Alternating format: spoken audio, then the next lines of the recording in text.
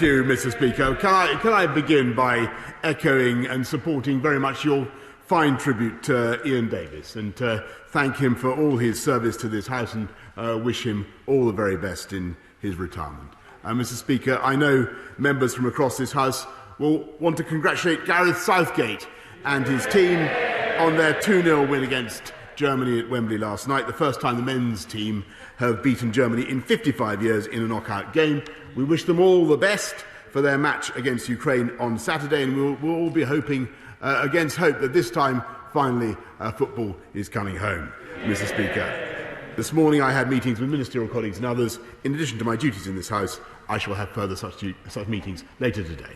Catherine Fletcher. Mr. Speaker, after yesterday's game, many of our German friends are heading home.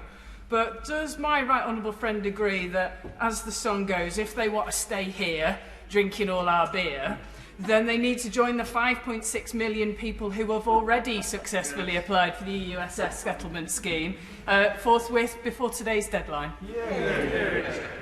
Yes, Mr. Speaker, I thank my honourable friend, and she is absolutely right. I am thrilled that an astonishing 5.6 million EU nationals have already applied for this wonderful scheme, and I encourage anybody who is still eligible to submit their applications today.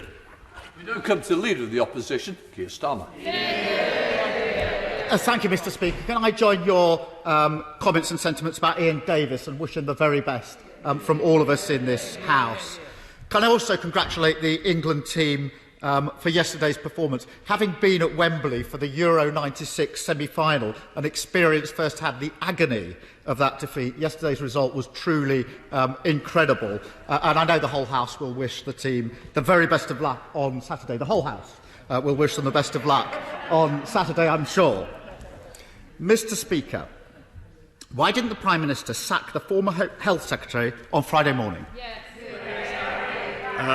Mr. Speaker, I read the story in common with you and everybody else on Friday, and we had a new Health Secretary in place by Saturday, Mr. Speaker, which I think, given that we have a pandemic, I think to move from one Health Secretary to the next with that speed was fast, Mr. Speaker, but it wasn't as fast as the vaccine rollout, Mr. Speaker, which is now gone so fast that we've done in this week half of the under 30s, Mr. Speaker, have now had their first jab, and that is speed.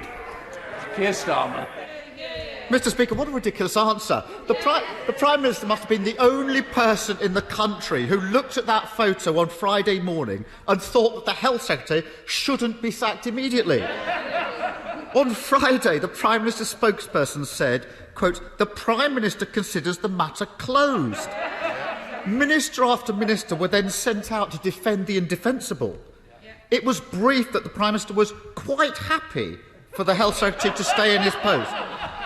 So, can the Prime Minister clarify, now he's got the chance, did he sack the Health Secretary or at any point ask him to resign? Yes or no? Mr. Speaker, the Honourable Gentleman will notice that the Health Secretary has changed in the last 5 days. He complains about the speed with which that happened. This government moved at positively lightning speed by comparison to the right honourable gentleman opposite, who spent 3 days trying and failing to sack his deputy leader, Mr. Speaker, who he then promoted, Mr. Speaker. He fires and rehires.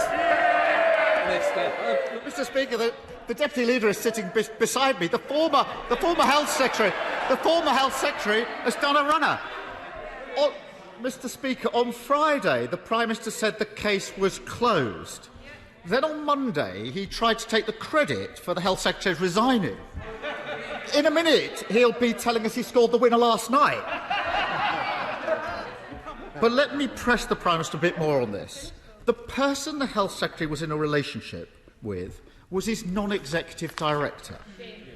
Let me remind the House, according to the government's own guidance, one of the roles of a non-executive director is to challenge the Secretary of State and the department, to challenge them. And they receive taxpayers' money for doing so.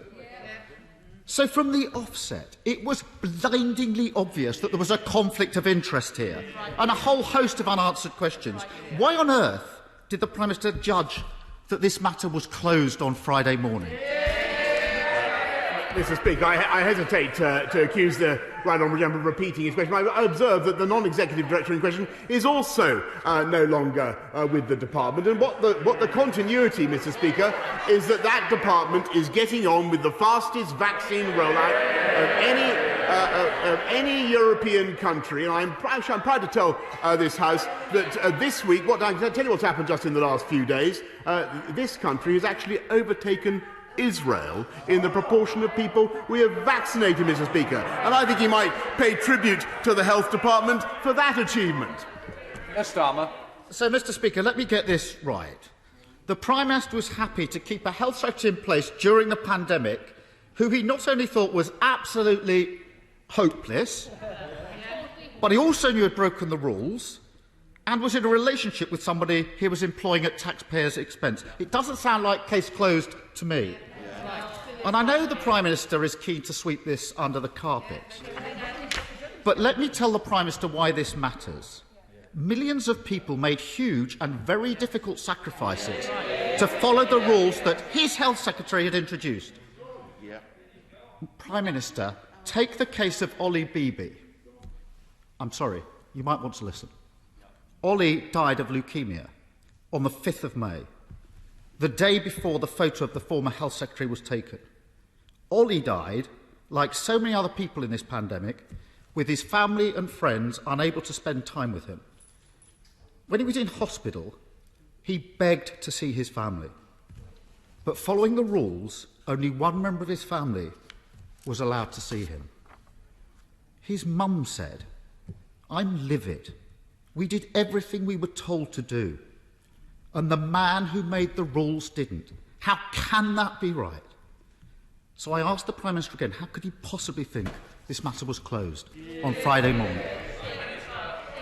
Mr. Speaker, we all share the grief and the pain of Ollie and his family and millions of people up and down the country who have endured the privations that this country has been through in order to get the coronavirus pandemic under control. And that is why we had a change of Health Secretary the day after the story appeared, Mr. Speaker. And that is why, actually, what we are doing as a government, instead of focusing on stuff going on within the Westminster bubble, we are focusing on rolling out that vaccine, those vaccines at a rate that will make sure that people like Ollie and his family do not have to suffer in the future. And I'm proud to say, as a result of the efforts made by the NHS, by the Department of Health, by July the 19th, we will have vaccinated everybody. Every adult over 18 will have received one jab, and everybody over 40 will have received 2 jabs, Mr. Speaker. That is the priority of this government, and quite right too.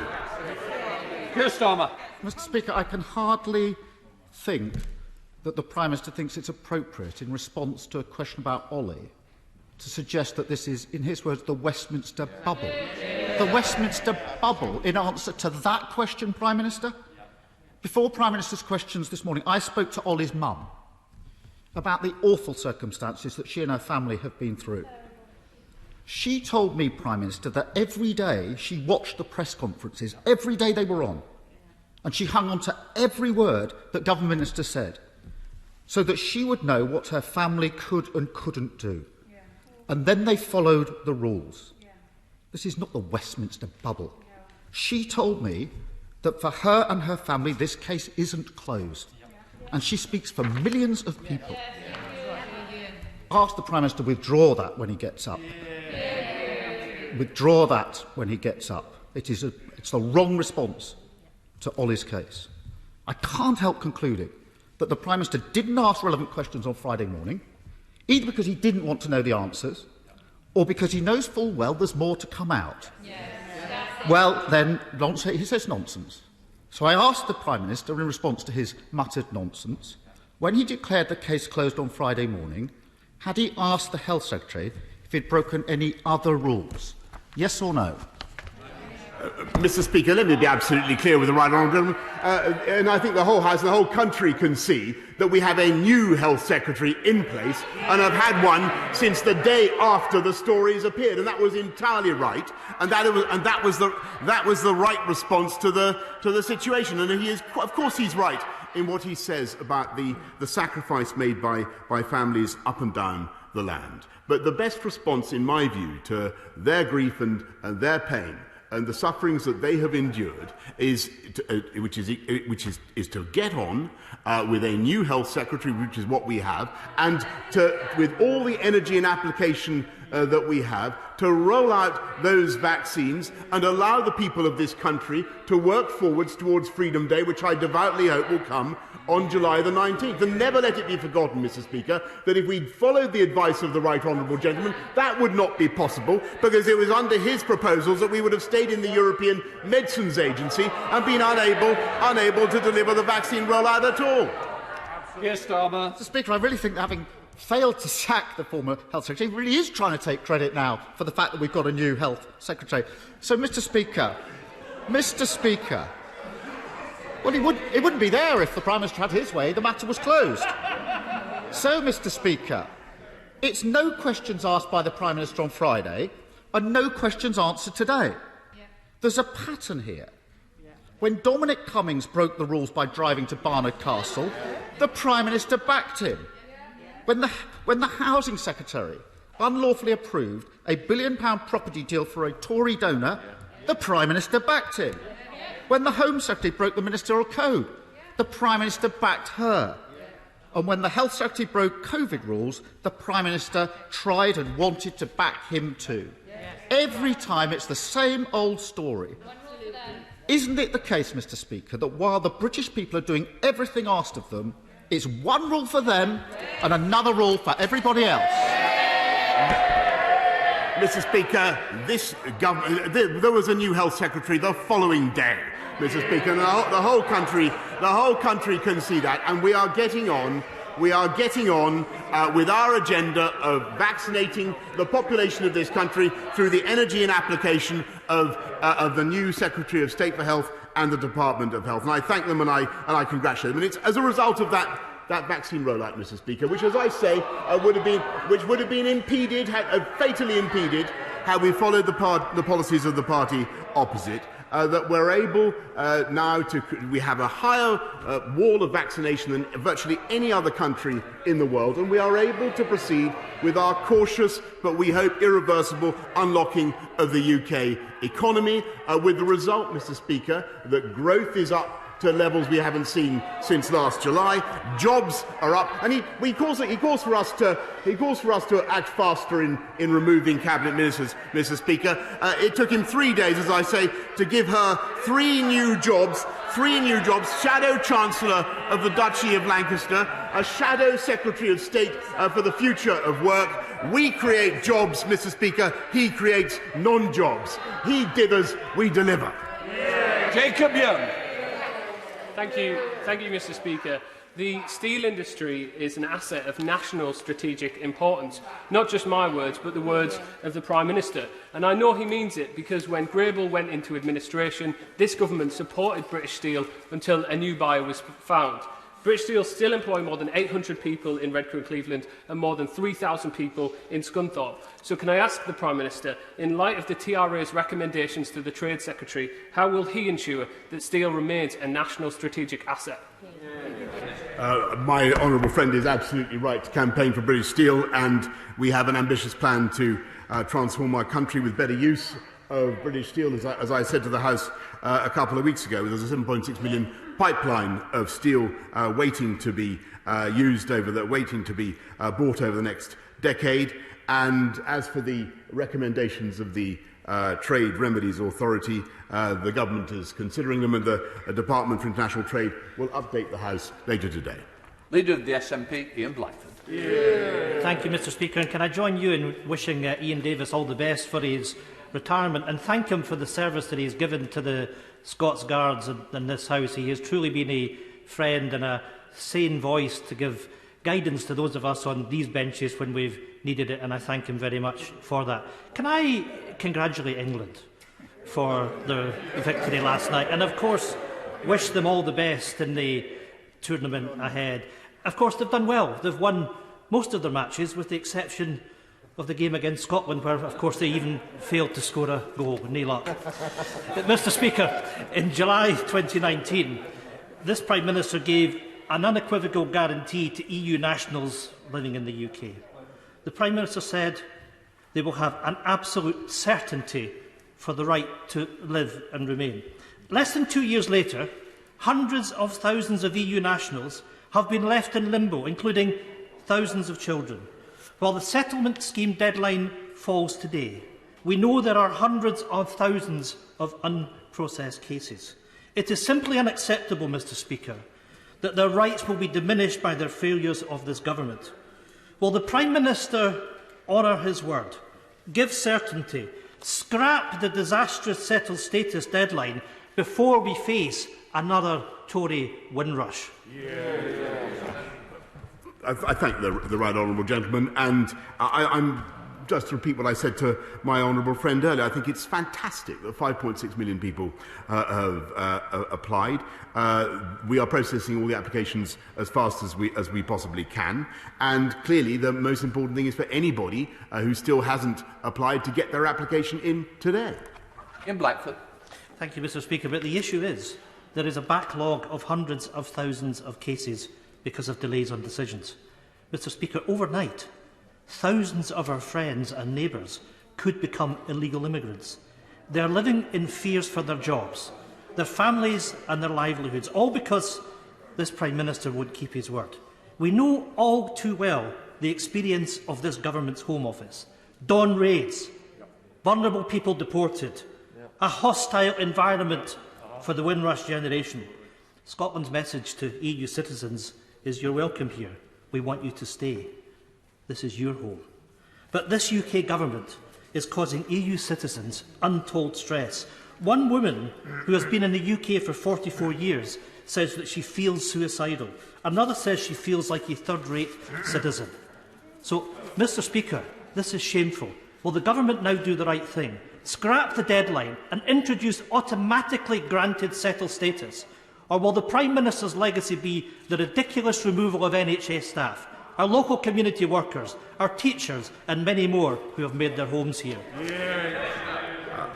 Mr. Speaker, it's obvious from the statistics I've already quoted that this is an outstanding success, because we've had huge numbers of people applying. And, of course, if there are people still who have to apply, and there's been several extensions of the deadline. It's 5 years now since the Brexit referendum. We've funded 72 organisations to help vulnerable EU citizens to understand what their rights are, to make the applications. Anybody applying within the deadline will, of course, have their case dealt with, and I urge them to get on with it. Let's go to Henry Smith. Henry.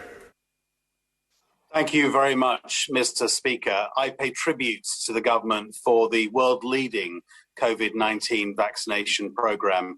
And can I encourage my right honourable friend and the government to press ahead with allowing those who are fully vaccinated greater international travel to save as many aviation and travel sector jobs as possible and help regrow our economy? I thank my honourable friend, and I congratulate him on his long-standing campaign for the justified campaign for the aviation sector, and that's why we've invested £7 billion already to support aviation since the start of the pandemic. But obviously, what we hope is that the vaccine rollout programme, the double jabs programme, will enable people to start flying and really give that industry the prospect of a long-term sustainable recovery. Let's go to Caroline Lucas. Caroline. Thank you, Mr. Speaker. Today, the Environmental Audit Committee, of which I'm a member, has published a report calling for transformational change in the government's approach to restoring nature. And it's not just about the 15% of UK species that are threatened with extinction, the cuckoos, the kittiwakes, the turtle doves, but the ebbing away of so much of our natural world. The Conservative chair of our committee says that government policies too often remain, and I quote, grandiose statements lacking teeth and devoid of effective delivery mechanisms. So I want to ask the Prime Minister something very specific. Will he look again at the government amendment to the Environment Bill that refers only to measures to further the objective of halting species decline, rather than actually meeting that objective. A one-word change from furthering to meeting would make a world of difference by introducing the legally binding target to halt biodiversity loss by 2030 that his government has promised. So will he do it? Will he make that change? Yes or no? Mr. Speaker, this government is committed not just to halting, but to reversing biodiversity loss, not just in this country, but around the world. And she can see that from the conclusions of the G7 summit and everything that the government does to promote biodiversity across our country. Thank you, Mr. Speaker. Over the last few years, we've seen the proliferation of hate speech, harmful content, anti-vaccine conspiracy theories on social media. In response, the government has published its world-leading draft online safety bill. Can the Prime Minister say when Parliament will be given the opportunity to start the scrutiny of that draft bill? Prime Minister. The bill has been published in draft form, and a pre-legislative scrutiny will start as soon as a joint committee has been established. And I'm given to understand from my right honourable friend, the Chief Whip, that my right honourable friend may be in a position to serve with advantage in the scrutiny of that bill. Catherine McKinnon. Thank you. We all know that great sport starts at the grassroots, whether that's football or swimming, and we all need help and encouragement to live healthier lives post-pandemic.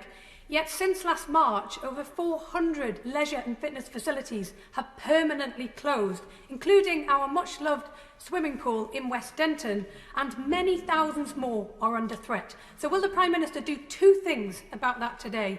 Expand and extend the National Leisure Recovery Fund to fund these much-needed facilities, and back Newcastle's bid for the Outer West Leisure Centre from the Levelling Up Fund. Everybody deserves a chance to live a healthier life and one day perhaps to play or swim for their country.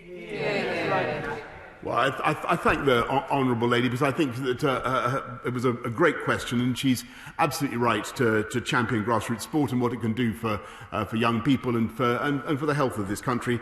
I certainly hope that the centre she champions will be successful in the Levelling Up Fund, but obviously I can't control that myself. She must make that case herself. But I'm wishing her every possible good fortune. Thank you, Mr. Speaker. In Rochester, we are incredibly proud of our long-standing creative arts community and the contribution it makes to the Medway towns. So it has come as a huge blow that the Board of Directors at the University of Creative Arts have decided to close the Rochester campus after its 135-year history in the town, having inspired some of our most successful artists and designers, such as Dame Zandra Rhodes, Karen Millen and Tracy Emin.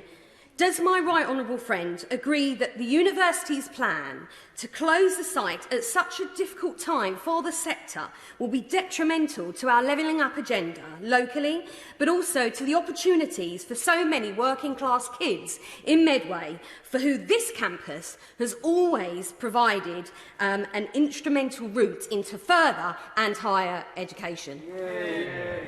I thank my honourable friend. She's right to campaign for higher education, particularly in her constituency, and I know that she's been engaged with university leaders on the ground in Rochester, and I'm sure that they will have listened carefully to what she has to say.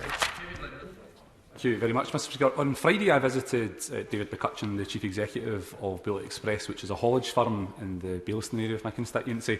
Everybody in this House knows that there have been huge problems with a shortage of HGV drivers in this country, and that's only been compounded further by Brexit.